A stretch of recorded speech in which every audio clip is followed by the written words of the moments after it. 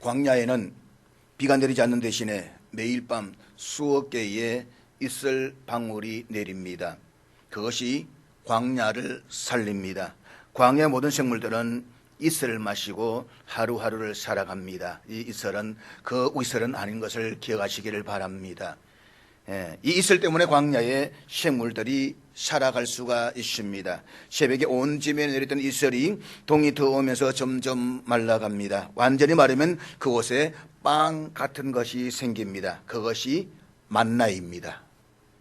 만나는 이슬이 내린 자리, 이슬이 사라진 자리에 생겼습니다. 하나님이 40년 동안 매일 만나를 내리셨다라는 말은 이스라엘 백성들이 광야 생활하는 40년 동안 매일 그렇게 이슬이 내렸다는 이야기입니다. 사실 1년 365일 내내 이슬이 내리는 곳은 없습니다. 이스라엘의 네게브 광야도 1년에 200일 정도 이슬이 내린다라고 말합니다. 그런데 하나님 이스라엘 백성들이 광야를 지나는 40년 동안 매일 이슬을 내려주셨습니다. 사랑하는 여러분, 우리가 홍해가 갈라져야만 기적이라고 생각합니다. 그렇지만 홍해가 갈라진 것만이 기적은 아닙니다. 바위에서 생수가 쏟아져 나온 것만 기적이 아닙니다. 안식일을 제외하고 매일 하루도 빼놓지 않고 이슬을 내려주신 것도 실상은 크고 놀라운 은혜요 기적입니다. 작은 이슬을 내리셨기 때문에 매일 아침에 만나를 거둘 수가 있었고 40년 동안 하루도 굶지 않을 수가 있었습니다. 다윗은 시편 23편에서 이렇게 노래를 했습니다. 여호와는 나의 목자시니 내게 부족함이 없으리로다. 그가 나를 푸른 풀밭 쉴만한 물가로 인도하시고, 여기서 나를 푸른 풀밭에 누이시며 쉴만한 물가로 인도하시고 라고 할 때에 이 푸른 풀밭으로 번역되어 있는 히브리어는 연한 풀, 새싹 혹은 이제 곧 새로 돋아난 풀을 의미하는 것입니다. 그러니까 우리가 생각하는 그런 무성한 풀밭이 아닙니다. 간밤에 내린 이슬을 먹고 겨우 싹만 쏙 내민 그것을 이야기하는 것인데, 광야의 뜨거운 햇볕을 비에 쉴 수 있는 거늘진 목초지를 나타낼 때에 사용되는 표현이라고 이야기를 합니다. 사실 거친 광야와 험한 산지가 대부분인 팔레스틴에서는 우리가 상상하는 무성하게 자란 그런 풀은 없습니다. 우리 한글 성경에는 푸른 풀밭이라고 되어져 있지만 사실 히브리 원문에 푸른이라는 단어가 없습니다. 그렇기 때문에 광야를 지나면서 푸른 풀밭과 쉴만한 물가를 기대해서는 안 됩니다. 광야를 지날 때는 이슬같이 내려주시는 은혜에도 감사해야만 합니다. 이슬 같은 은혜만으로도 광야에서 충분히 버텨낼 수가 있습니다. 그런데 우리는 장맛빛 같은 은혜와 축복을 부어주셔야만 흡족해 합니다. 소위 은혜의 한탕주의를 바라는 것입니다. 대박이 터지듯이 어느 날 왕창 은혜를 받고 성령의 불을 받으면 뭔가 달라질 것이라고 생각하는 사람들이 꽤 많이 있습니다. 그러나 그런 일은 기대하지 않는 것이 좋습니다. 사랑하는 여러분, 인생을 살다 보면 하나님이 소낙비 같은 은혜를 내려주실 때가 있는가 하면 이슬 같은 은혜를 내려주실 때도 있습니다.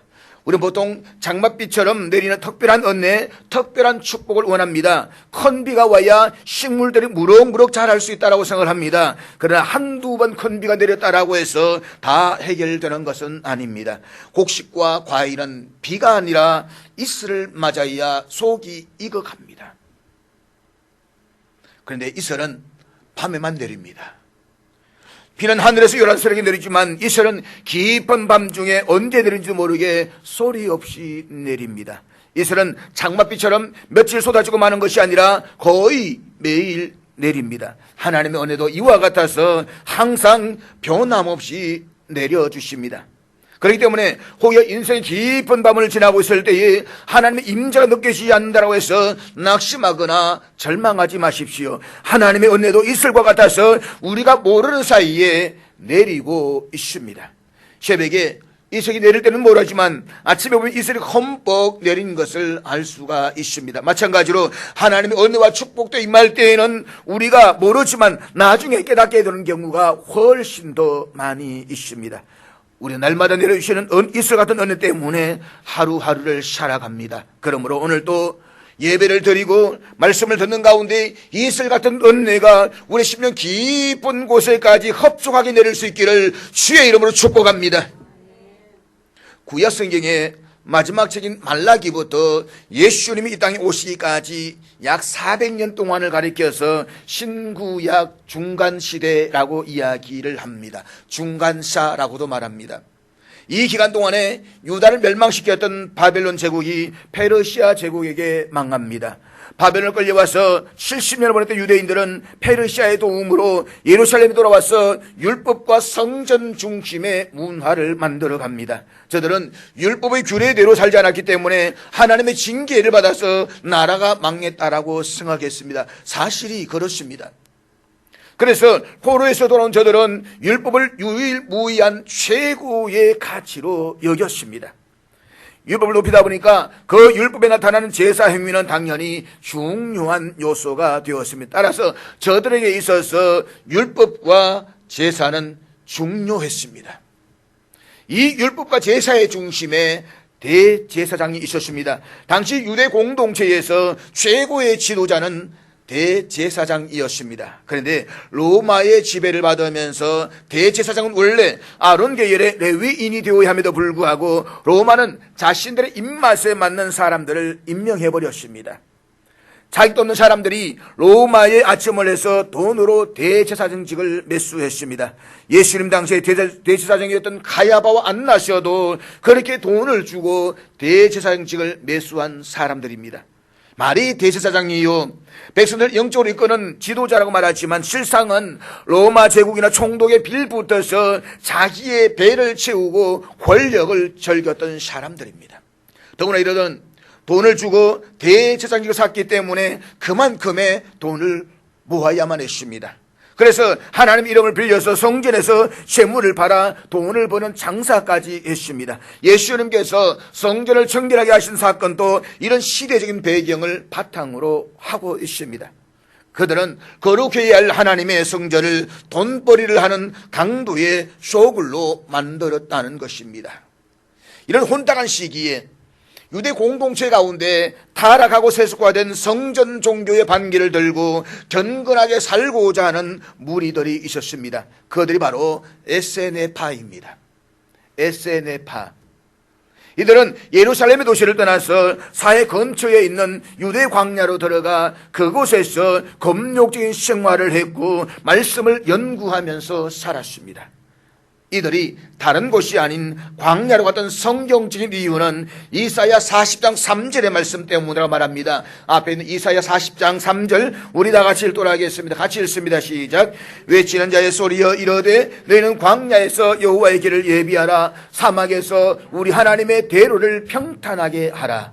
에세네파 사람들은 메시아가 곧 오실 것이라고 믿었습니다. 그리고 메시아는 예루살렘 성전이 아니라 광야로 오신다라고 믿었습니다. 그래서 메시아를 맞이할 준비를 하기 위해서 저들은 광야로 나갔던 것입니다. 그런데 그들은 유대의 다른 어떤 광야가 아니라 사해 근처에 있는 아라바 광야로 나갔습니다. 그 이유는 방금 읽었던 이사야 40장 3절에서 사막에서 우리 하나님의 대로를 평탄케 하라라는 이 말씀에 있습니다. 성경에서는 광야를 때로 사막으로도 사용되고 있습니다. 광야라고 했을 때 히브리어는 하나님 말씀하신다라고 하는 미드바르라는 단어를 씁니다. 그런데 여기에서 사막은 히브리어로 아라바입니다. 아라바는 사막, 광야라는 뜻도 있지만 지명으로 사용되기도 합니다. 그러니까 여기에서 아라바는 풀 한 폭이 나지 않는 불모의 땅 광야를 의미하지만 다른 한편으로는 요단강 주변 에돔 땅으로부터 홍해에 이른 사막지대를 가리킵니다. 앞에 있는 지도로 보기처럼 위에 쿰란이 있고 이 쿰란이 이 에세네파 공동체가 생활했던 공동체의 장소이고 거기 사해를 쭉 내려서 보면 그 모압이 있는데 일대 전체가 아라바 광야라고 이야기를 합니다. 무엇보다 이사야 63장 1절을 보게 되면 하나님 바로 이곳으로부터 들어오신다라고 예언되어져 있습니다. 그래서 에세네파들이 예루살렘의 성전을 떠나서 아라바로 들어갔던 것입니다. 앞의 사건이 쿰란 공동체로 불렸던 에세네파 사람들이 공동체 생활을 했던 곳입니다. 풀 한 폭이 보이지 않는 허허벌판의 광야. 이것이 바로 에세네파 사람들이 생활했던 곳입니다. 그들 이곳에서 검욕적인 경건한 생활을 한 가운데서 말씀을 묵상하며 메시아를 기다렸습니다. 구약의 마지막 선지자는 말라기였습니다. 말라기 이후로 약 400년 동안 예언자가 나타나지 않았습니다. 성경은 이 기간 동안에 대해서는 침묵하고 있습니다. 어떤 사건에서 말씀하지 않습니다. 신구약 중간 시대인 말라기 선지자 이후로 약 400년 동안 하나님의 묵시가 없었기 때문입니다. 그런데 400년 만에 다시 예언자가 나타났습니다. 그가 바로 세례 요한이었습니다. 세례 요한은 광야에서 하나님의 음성을 들었습니다. 그리고 광야에서 외치는 자의 소리가 되었습니다. 주의 길을 예비하는 자가 되었습니다. 그렇다면 세례 요한이 광야로 들어갔던 이유는 무엇일까요? 광야가 어떤 곳이기에 세례 요한의 인생과 운명이 바뀌어진 것일까요? 첫째로 광야는 하나님의 음성을 듣는 곳입니다. 세례 요한은 아이가 없는 사가랴와 엘리사벳 가정에 하나님이 주신 귀한 자녀입니다. 더불어 하나님은 이 자녀가 장차 하나님의 귀한 일을 감당할 것이라고 말씀하시면서 아버지 사가랴가 말을 하지 못하는 증거를 사람들에게 보여주었던 아주 특별하게 태어난 자녀입니다. 그렇지만 이 자녀의 운명도 그렇게 특별하지만 특별한 인생을 살지는 못했습니다. 우리가 일반적으로 특별하다라고 하는 것은 좋은 의미에서 하나님이 저렇게 특별하게 태어나게 하셨으니까 저의 인생은 뭔가 특별하고 위대하고 행복할 것이라고 생각을 합니다. 그렇지만 세례 요한의 인생은 어쩌면 정말 고독한 광야의 사람이었다라고 말하고 있습니다. 그는 광야에서 약대 털옷을 입고 메뚜기와 석척을 먹으면서 살았습니다. 말씀을 드렸듯이 말라기 선지자 이후 400년 동안 하나님의 묵시는 없었다라고 했습니다. 이스라엘 랍비들은 하나님의 영이 임할 만한 사람이 없어서 예언자가 나타나지 않았던 것이라고 말합니다. 다시 말해서 하나님의 말씀을 들을 만한 사람이 없었기 때문에 하나님의 묵시가 없었다 이 말씀입니다. 선지자들이 하나님의 말씀을 받아 선포하면 이스라엘 백성들은 그 말씀을 듣기 싫어서 귀를 막았습니다.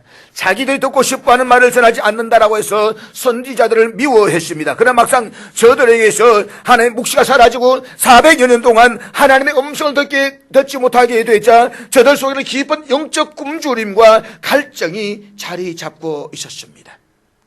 많은 수자들이 하나님의 말씀을 전하던 말씀의 홍수 시대에는 몰랐는데 막상 하나님의 말씀이 들려지지 않으니까 극심한 외로움과 두려움이 저들을 짓누르고 있었다라고 하는 것입니다. 유대인들에게는 바벨론, 페르시아, 헬라, 로마 제국들의 지배를 받으면서 고난 가운데 힘들게 살아가야 하는 외형적인 어려움이 있었습니다. 그러나 그들 내면 깊은 곳에 자리를 잡고 있는 영적인 갈급함은 그 무엇으로도 채울 수가 없었습니다. 선지자 나와서 말씀을 선포하며 외칠 때는 전혀 몰랐습니다. 정작 하나님의 말씀이 사라졌을 때에 그들 그 말씀을 듣고 싶어서 기간에 걸렸습니다. 말씀 없는 것 때문에 몸부림쳤습니다. 말씀 듣고 싶어서 찾아다녔습니다. 제사장이 없어서 그런 것도 아니고 예언자가 없어서 그런 것도 아닙니다. 문제는 형식주의화된 종교 문화적 신앙으로 화석화되어 버린 저들에게서는 진정한 하나님의 음성과 하나님의 말씀을 들을 수 있는 마음의 준비가 되어져 있지 않았다는 것입니다. 저는 오늘 우리의 시대가 그런 시대라고 생각합니다. 여러분 인터넷으로 수많은 설교들이 홍수처럼 넘쳐나고 있습니다. 수많은 설교들을 우리는 마음껏 들을 수가 있습니다. 텔레비전에서면 텔레비전 TV를 통해서도 우리는 쉽게 설교를 들을 수가 있습니다. 그러나 하나님의 말씀을 못 듣는 우리의 중요한 이유는 무엇입니까? 번잡한 세상 속에서 우리가 듣고 싶은 소리만 들으려고 하기 때문인 것입니다. 바로 이 유대인들처럼 말입니다. 이러한 때에 세례 요한은 광야로 들어갔습니다. 누가복음 1장 80절은 세례 요한의 어린 시절을 이렇게 증거하고 있는데 우리 1장 80절 다 같이 읽겠습니다. 같이 읽습니다. 시작. 아이가 자라며 심령이 강하여지며 이스라엘에 나타난 날까지 빈들에 있으니라. 본문은 요한이 이스라엘 대중 앞에서 공생애를 시작하기 전까지 빈들에 있었다라고 했습니다. 여기서 빈들은 광야인데 사해 서쪽에 위치한 유대 광야를 가리킵니다. 그리고 자라며 심령이 강하여지며라고 하는 것은 세례 요한이 어려서부터 광야에서 육체적으로 영적인 부분에서 균형 잡힌 훈련을 받았다는 사실을 우리에게 말씀하고 있습니다. 앞에 있는 이 그림이 바로 유대 광야, 우리가 다음 주에 살펴보겠지만 예수님의 기도했던 그 시험받았던 유대 광야, 세례 요한이 깊이 묵상하면서 보냈던 유대 광야가 바로 이 사진입니다. 세례 요한은 메시아기를 예비하는 자신의 공생을 시작하기 전까지 이 고독한 광야에서 강한 영적 훈련을 받았습니다. 그러므로서 앞으로 자신이 감당해야 할 메시아의 선구자적 소명을 준비했습니다. 이것은 세례 요한만 그렇게 한 것이 아닙니다. 모세나 엘리야도 광야 생활을 통해서 하나님의 사역을 준비했습니다. 그렇기 때문에 오늘 우리도 하나님의 사역을 보다 더 잘 감당하기 위해서는 영적 광야가 절대적으로 필요한 것입니다. 화려한 도시를 지향하는 현대인들의 마음은 다른 무언가로 가득 채워져 있습니다. 화장실을 갈 때에도 스마트폰을 가지고 갑니다. 하루 대부분을 인터넷과 텔레비전을 보내는 현대인들은 심각한 집중력 저하를 경험하고 있습니다. 심지어 A4 용지 한 장의 분량을 읽는 것도 버거워하고 영화 한 편을 끝까지 못 볼 정도로 조급해합니다. 그래서 요즘의 젊은이들은 장문의 글을 혐오하고 책 읽기를 멀리합니다. 반면에 말초 신경을 자극하는 일에만 집중적으로 반응하고 있습니다. 이런 성향은 신앙생활에서도 그대로 드러납니다. 삶에서 거친 광야를 거부하는 현대 그리스도인들은 무엇으로 채우지 않으면 불안해지고 두려워서 자꾸 무엇으로 채우려고 합니다. 그런데 그 채우려고 하는 것이 지극히 세속적이고 탐닉적인 데 있다는 것입니다. 깊은 광야 들어가야 하는 이유도 바로 여기에 있습니다. 광야에는 아무것도 없습니다. 광야는 세상으로부터 단절된 채 절대적인 고독과 침묵만이 있는 곳입니다. 장사꾼들의 소리도 인간들의 잡다한 소리도 들리지 않습니다. 세례 요한은 어린 나이에 이곳 광야에 들어와 살면서 아무도 줄 수 없는 고독함을 느꼈을 것입니다. 그러나 그 고독함이 그로 하여금 하나님께로 나아가게 했고 그는 자신을 찾아오신 하나님의 음성을 들었습니다. 그는 광야에서 오직 하나님의 음성만을 들었을 것입니다. 다른 소리는 없었기 때문에. 광야는 아무 소리 들리지 않고 침묵만이 흐릅니다. 우리가 세상 가운데서 하나님의 음성을 들을 수가 없는 것은 하나님이 말씀하시지 않아서가 아닙니다. 요란한 소음 때문에 하나님의 음성이 들리지 않는 것입니다. 그러나 광야로 나가면 소음이 없습니다. 조용합니다. 그렇기 때문에 하나님에게만 전적으로 귀를 기울일 수가 있습니다. 소음에 묻혀서 들리지 않는 하나님의 음성이 들리게 됩니다. 마음이 심란하면 하나님의 음성이 들리지 않습니다.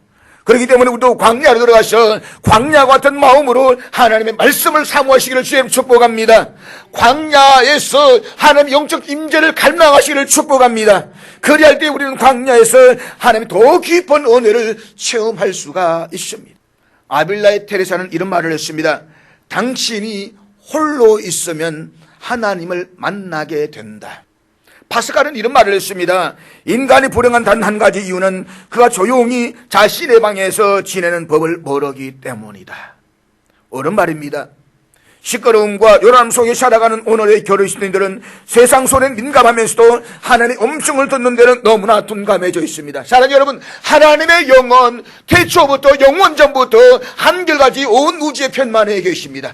하나님 처음부터 끝까지 우리에게 말씀하기를 원하십니다. 문제는 바쁜 현대 속에서 우리는 세상 속에 집중하다 보니까 하나님께 집중하는 시간을 잃어버렸습니다. 바쁜 세상 속에서 살아가면서 세상 소리는 아주 민감해합니다. 세상의 일들은 굉장히 관심을 많이 가십니다. 연예인이 어떻게 되어져가고 수많은 이야기들을 합니다. 그렇기 때문에 우리는 영적 광야로 들어가야만 합니다. 광야는 장소가 아니라 하나님과 대면할 수 있는 마음의 장소입니다. 광야는 우리로 하여금 하나님의 말씀에 귀를 기울이게 하는 최적의 장소입니다. 그래서 하나님은 모세를 들어 사용하시기 전에 미디안 광야에서 40년간을 연단시켰습니다. 사도 바울도 다메섹에서 주님을 만난 이후에 3년 동안이나 아라비아 사막에서 연단을 받게 하셨습니다. 주님의 참된 사역자가 되기를 원하는 사람은 이 영적 광야의 과정이 반드시 필요합니다. 그래서 광야의 고독의 시간도 가지면서 자기 내면의 소리도 듣고 자기를 성찰하는 시간을 가져야만 합니다. 그리고 세미하게 들리는 하나님의 음성을 듣는 법을 배워야만 합니다. 그렇게 함으로써 오늘 우리도 세례 요한처럼 하나님 앞에 귀하게 쓰임받게 될 수 있기를 주의 이름으로 축복합니다. 둘째는 광야는 내려놓음을 훈련하는 곳입니다. 오늘 본문 1절 말씀을 같이 보도록 하겠습니다. 본문 1절 다 같이 읽겠습니다. 시작. 그 동생 빌립이 이드로야 드라고니 지방의 분봉왕으로, 루사니아가 아빌레네의 분봉왕으로. 오늘 본문의 3장은 당시 팔레스틴에 영향을 미치고 있었던 정치 종교 지도자들의 이름을 나열하는 것으로 시작되고 있습니다. 디베리오 로마의 황제, 유대 총독인 본디오 빌라도, 그리고 분봉왕인 헤롯과 빌립 등. 그 가운데 2절에 나오는 안나스는 AD 6년 로마의 수리아 총독이었던 구렌에 의해서 대제사장으로 임명된 사람입니다. 임명되었다라고 하기보다는 정확하게 돈으로 대제사장직을 매수한 사람입니다. 안나스의 조카이자 사위였던 가야바도 돈으로 대제사장직을 산 사람입니다. 그리고 이들은 예수님을 십자가에 못 박게 한 중심 인물들입니다. 누가복음 저자인 누가는 이런 인물들과 대비시키면서 세례 요한을 마지막에 소개하고 있습니다. 누가복음 1장 5절에 보면 세례 요한은 아부야 반열의 제사장이었던 아버지와 아론의 자손인 어머니 사이에 태어났습니다. 그래서 당시에 돈을 주고 산 대제사장 샀던 그런 사람들과는 존재적으로 차원이 다른 순수한 제사장 가문의 출신이었다는 것을 밝히고 있습니다. 혈통도 순수한 이 제사장 가문에 태어난 이 세례 요한은 자연스럽게 제사장으로서의 안정된 삶을 살아갈 수 있는 사람이었습니다.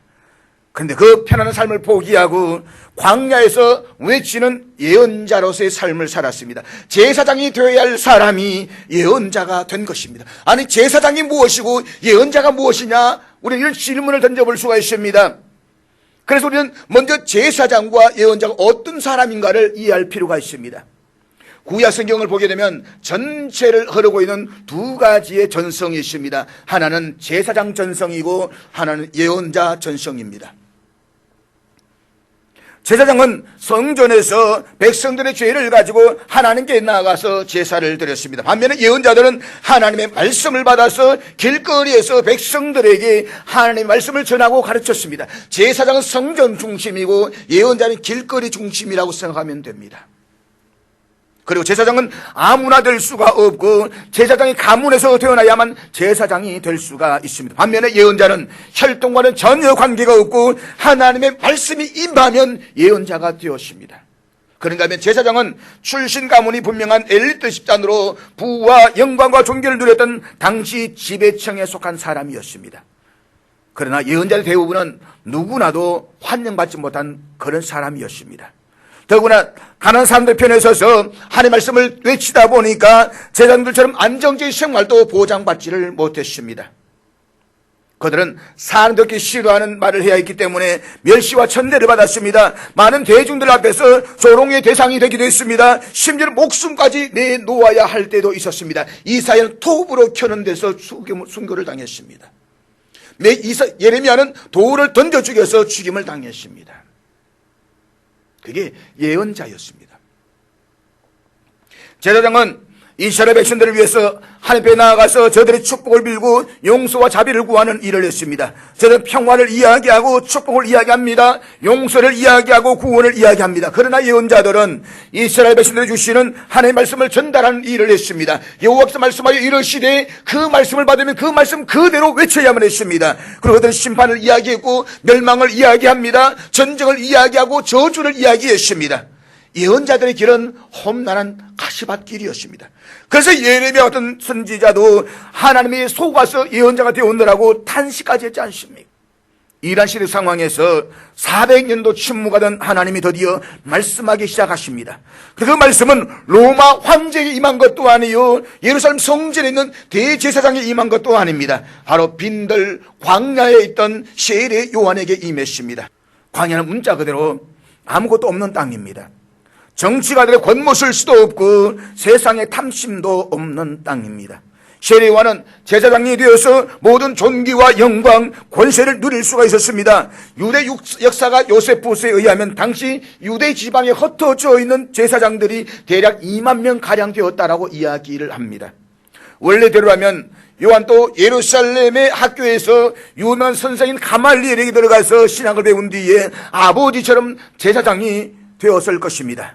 그리고 그의 앞길도 훤하게 보장되어져 있습니다. 그런데 요한은 예루살렘의 그 유명한 신학교가 아니라 척박한 빈들의 광야로 들어갔습니다. 아마 어쩌면 그도 고독한 침묵만이 흐르는 광야, 화려함과 세상 성공과 출세와는 거리가 먼 광야에 들어가면서 내면에 갈등이 없잖아 있었을 것입니다.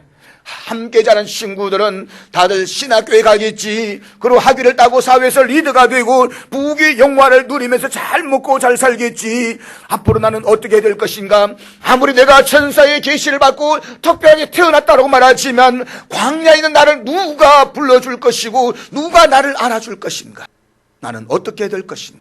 세례 요한은 마음속에 빗발치는 온갖 갈등과 의문을 물리치고 광야로 들어갔습니다. 당시 제사장들은 종교 지도자들을 말하지만 세상은 자기들의 이익을 위해서 종교를 타락시키는 일에 앞장선 사람들이었습니다. 그러나 세례 요한은 부패하고 썩은 기득권층에 속하기를 거부하고 광야의 삶을 선택했습니다. 광야는 오직 하나님만을 바라보며 하나님의 뜻만을 추구하는 곳입니다. 그 광야에서 그는 기도하며 하나님의 뜻을 구했습니다. 광야에서 하나님의 음성을 기다렸습니다. 그리고 마침내 하나님의 말씀이 그에게 임했습니다. 이렇게 해서 세례 요한은 예언자가 되었습니다. 그가 화려했던 도시의 예루살렘을 떠나 광야로 들어가면서 그의 인생과 운명이 바뀌게 된 것입니다. 세상에서 부귀 영화를 누리며 안락한 삶을 살 수 있던 그가 광야에서 외치는 자의 소리가 되었습니다. 광야에서 메시아의 오는 길을 닦는 자가 되었습니다. 사랑하는 여러분, 하나님의 말씀이 임했던 사람은 예루살렘 성전에 있던 대제사장이 아니라 광야에 있던 세례 요한이었습니다. 우리가 이 사실에서 깨달을 수 있는 교훈이 무엇일까요? 하나님의 말씀은 광야와 같은 마음을 지닌 성도에게 임하신다는 사실입니다. 광야는 문자 그대로 아무것도 없는 빈 땅입니다. 그러므로 광야와 같은 마음은 가난한 마음입니다. 우리 주님의 산상수훈에서 이렇게 말씀하셨습니다. 심령이 가난한 자는 복이 있나니 천국이 그들의 것이며. 세례 요한은 어려서부터 광야에서 살면서 자랐습니다. 그래서 광야와 같은 마음을 지닌 사람으로 성장했습니다. 세상에 다양한 탐심도 정욕도 끊어버리고 오직 하나님의 말씀이 임하기만을 기다렸던 사람입니다. 그렇기 때문에 하나님의 말씀이 세례 요한에게 임했던 것은 너무나도 당연한 것입니다. 그는 마치 광야의 마른 땅 같은 심령으로 담비 같은 하나님의 말씀을 받아들이기를 기뻐했습니다. 그리고 하나님 나라인 천국을 사모했을 것입니다. 그러므로 하나님의 음성을 듣고 더 깊은 영적 체험을 하기를 원한다면 사랑하는 여러분, 광야로 들어가십시오. 그곳에서 내려놓음의 훈련을 시작하십시오. 도시문화에 익숙한 우리는 무엇인가를 자꾸 붙잡으려고 합니다. 더 많이 모으고 채우려고 안달을 합니다. 힘기게 쌓아 올린 것을 빼앗기지 않으려고 몸부림을 칩니다. 그런데 움켜잡으면 할수록 우리의 마음은 더 공허해집니다. 가지면 가질수록 우리의 마음은 더 허전해집니다. 그래서 불안과 초조함이 떠나지 않습니다. 참된 안식과 평안을 누리지를 못합니다. 평생을 그렇게 살다가 끝나버린 사람들이 얼마나 많으십니까? 내가 갖고 있는 것이 잃어버릴까? 내 지위를 빼앗길까봐, 내 명예가 사라질까봐 두려워하고 불안해하는 사람들이 얼마나 많으십니까? 그렇기 때문에 하나님은 우리들에게 내려놓음을 통해서 광야와 같은 마음을 가지라고 말씀하십니다. 우리를 손에서 하나 둘씩 내려놓기 시작할 때에 우리의 마음이 청결해지고 심령이 가난해지면서 천국을 소유하게 될 것입니다. 내려놓기 시작할 때 우리는 마음의 참된 평안과 기쁨을 누릴 수가 있습니다. 내려놓기 시작할 때 하나님은 우리를 위해서 준비해 두신 더 좋은 것을 우리에게 주실 것입니다. 사랑하는 여러분, 세상의 부유한 소리 앞에, 수많은 소리들 앞에 우리가 얼마나 지쳐 있습니까? 세상에 듣지 말아야 할 말들 위해 우리가 얼마나 반응하면서 낙심해하고 있습니까? 그래서 우리에게는 광야가 필요합니다. 광야는 내가 잃어버린 것보다 훨씬 더 소중한 것이 무엇인가를 바라보게 합니다. 광야에서는 지금까지 내가 이것 때문에 살아간다라고 생각했던 그 모든 것들을 하나 둘씩 손에서 내려놓기 시작합니다. 그리고 내 손에 진정 붙잡아야 할 것은 바로 하나님이심을 깨닫게 되는 것입니다. 사랑하는 여러분, 중요한 것은 우리가 삶을 살아가면서 붙잡아야 될 것은 세상에 잡다한 것도 아니라 명예도 부도 귀도 아니라 우리는 오직 예수 그리스도만을 붙잡아야 되는 것입니다. 우리의 중요한 것은 예수 그리스도이십니다. 그것을 듣기 위해서는 광야가 필요합니다. 세 번째로 광야는 하나님이 기대하시는 거룩한 변화를 결단하는 것입니다. 세례 요한이 광야에서 하나님의 나라를 선포하면서 외쳤던 메시지가 마태복음 3장 2절에 기록되어져 있는데, 마태복음 3장 2절 우리 다 같이 읽도록 하겠습니다. 같이 읽습니다. 시작. 회개하라, 천국이 가까이 왔느니라 하였으니. 회개하라, 회개하라.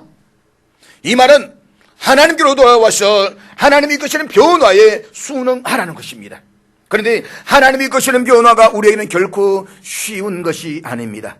때문에 우리는 하나님께서 우리 안에 변화를 끊임없이 요청하심에도 불구하고 우리는 그 변화를 거부할 때가 더 많이 있습니다. 왜냐하면 우리의 편안한 삶이 흔들리기 때문입니다. 사람은 습관적 존재입니다. 그래서 한 가지 패턴이 정립되면 그것을 다시 조정하는 것은 여간 불편하지 않습니다.